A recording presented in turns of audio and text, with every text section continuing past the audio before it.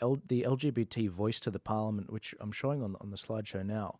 I thought this was a joke, but this came out about a year ago. I heard rumours about an LGBT voice. You know, they were getting quite jealous of the fact that the Aboriginals had a voice to the council.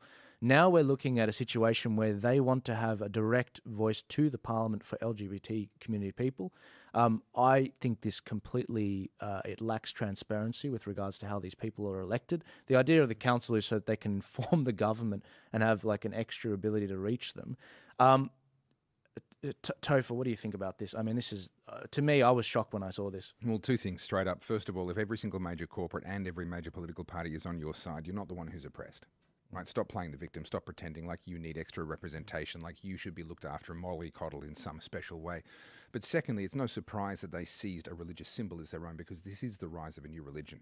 And we actually, to see the origin of this, we've actually got to go back about 4,000 years to the worship of Ishtar in the land of Canaan. And you can see it in other expressions. The same spirit of Ishtar was exhibited in Venus. It was exhibited in Aphrodite and these other gods that were worshipped by other cultures. But fundamentally, this feminine god was actually all about transgenderism. It was all about this exactly the same culture that we're seeing here of same-sex attraction, transgenderism, these sorts of things. What we're actually seeing right now is not the outworking of a secular liberalism. This is actually a return to an ancient religion. This stuff happened thousands and thousands of years ago. We have it recorded in the Old Testament and other historical books. We know that it happened then, and it's actually coming back now. But I want to put to bed one very, very pernicious question. A lot of people ask, is transgenderism sort of nature versus nurture? Is this something that's in our DNA? Is it actually in us? So do we inherit it from our parents, or is it, sort of a social contagion that we get from societal inputs? And I think we've actually finally proved beyond a shadow of a doubt that transgenderism is conclusively inherited from your parents. Because studies have actually shown that you are 10 times more likely to be transgender if your mother has blue hair. Right. Makes sense. I love that. So it's definitely inherited. It is inherited, yes. I want to add to that. For me, it was all about the fact that, okay, you are LGBTQI, whatever you are. Why in God's name are we putting children at risk of this and putting it in front of their faces? One thing is when it's behind closed doors, if I'm heterosexual, I'm not going to go and flaunt that in front of a child. So when you're looking at where the schools are at, they've got rainbows in schools. My council has a rainbow driveway, and I am very tempted to go in there and say which colour represents the heterosexuals, or just, have about 100 people turn up and say, I don't feel represented, so should I stop paying my council rates? And at the same rate, you've got diversity, equity and inclusions. Where's the heterosexual inclusivity? Yeah. It's shocking.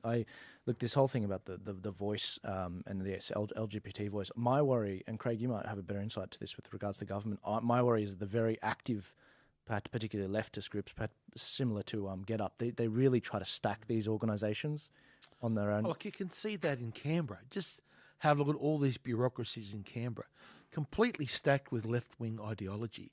And it becomes almost like this cult that you have to try and get up the tree of the public service somewhere. You've got to actually bow down to all these things, And you see you see some of the salaries that are involved in public service today. You forget going out into private enterprise and trying to work and create real goods and services. Right? Get into the public service, climb up that greasy pole, and that requires you to bow down and pay homage to all these things. Yeah.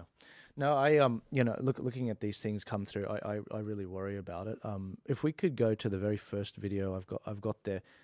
One encouraging thing I see is that a lot of kids are actually rebelling against this particular thing. Even mankind rebels against God. Of course they're going to rebel against their own government. This is a kid basically stamping on the flag. If you don't mind playing that one more time. That's from a friend of the podcast, Elijah Schaefer. That I do believe that's in Lithuania, where a kid was handed a rainbow flag and he's just stepping on it.